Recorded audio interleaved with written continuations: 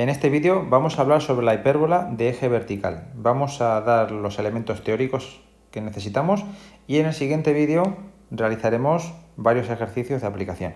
Para este tipo de hipérbolas tenemos que su ecuación es y menos y0 al cuadrado partido por b cuadrado menos x menos x0 al cuadrado partido de a cuadrado igual a 1. Como podéis ver, la incógnita que está detrás del signo menos en esta ocasión es la x y es el rasgo que me va a permitir a partir de la visualización de su ecuación distinguir que se trata de una hipérbola de eje vertical, que la incógnita x está situada detrás del signo menos, por tanto en el desarrollo tendré x cuadrado negativo. La hipérbola tiene un aspecto vertical. ¿Por qué decimos que es vertical? Pues porque una de las ramas va hacia arriba y la otra va hacia abajo, es decir, una rama va así y la otra rama va así. El centro sigue siendo el punto medio tanto de los vértices como de los focos, ¿de acuerdo?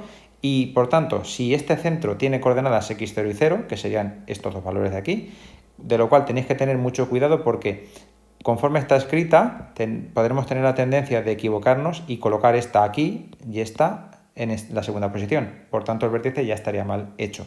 Así que tener cuidado de colocar bien la primera en la primera y la segunda en la segunda, ¿de acuerdo? Identificarlas correctamente. Pues entonces, si el centro es este, los vértices tienen por coordenadas x0 y 0 menos b y x0 y 0 más b. Como podéis ver, la modificación sobre el centro se hace en el eje vertical, en el eje y con el valor que le corresponde, que es la b. La b es la que está dividiendo la y, pues entonces tengo que utilizar la b para sumar o para restar y calcular las coordenadas de los dos vértices. Los focos, al igual que los vértices, tengo que modificarles la coordenada y. ¿Y cómo se la modifico? Pues con el valor de c, que sabemos calcular con c cuadrado igual a cuadrado más b cuadrado, pues el primero será restando en la coordenada y el valor de c y el segundo sumando el valor de c. Como veis, tanto el centro como los dos vértices como los dos focos están sobre una misma recta que sabemos que es un eje vertical, es una línea vertical, ¿de acuerdo? Y están el centro, los dos vértices y los dos focos que estarán más alejados, porque la c es mayor. El eje focal es vertical y la ecuación pues, coincide con la primera coordenada de todos los elementos, ¿lo veis? x0, por tanto es x igual a x0. El otro eje, el eje secundario, será y igual a y0, que como carece de interés, pues no lo ponemos por aquí. Normalmente no lo vamos a utilizar para nada. Las asíntotas tienen por ecuaciones, y esto no cambia, sigue siendo b entre a, ¿de acuerdo? Pues y menos y0 igual más o menos b entre a por x menos x0. Esto no cambia porque aunque la x aquí esté negativa, siempre colocamos la y en función de la x, por tanto, en el despeje pues estaría aquí.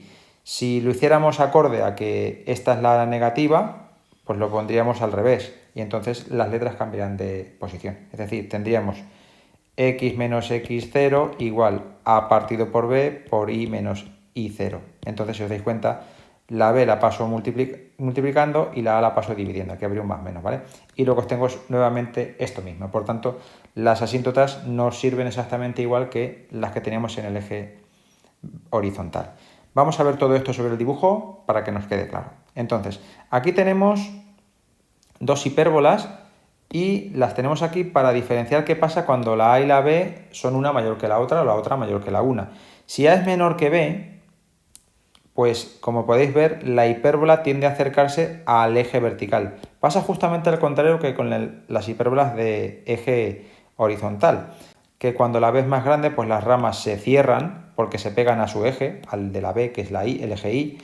Y cuando la A es más grande que la B, pues obviamente se pegan al eje X, es decir, se abren, las ramas se abren hacia el eje. Es decir, la hipérbola tiene una apertura mayor en sus ramas o una apertura menor dependiendo de que A o B sean mayor o menor. Bien, vamos a centrarnos en este ejemplo de aquí, por coger uno de los dos, para ver todos los elementos que hemos visto. Entonces, si os dais cuenta, los vértices serían estos dos puntos y el centro sería este. Pues si yo me desplazo b unidades hacia arriba, obtengo el vértice que tengo aquí arriba, y si me desplazo b unidades hacia abajo, también en la coordenada y, pues lo que obtengo es el otro vértice de abajo. Como veis, la coordenada x permanece porque no me estoy moviendo horizontalmente y la que se mueve o cambia es la y. Y sumándolo o restándole b unidades, que sería esta distancia que tenemos aquí.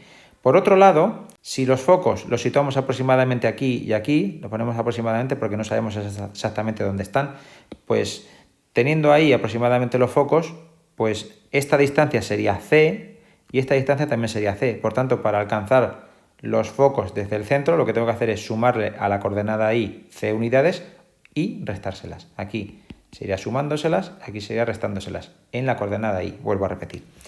Las asíntotas, que ya hemos visto que las ecuaciones siguen siendo las mismas, pues una vendría por aquí y la otra vendría por aquí, ¿de acuerdo? Y las dos se cortarían en el centro, ¿de acuerdo?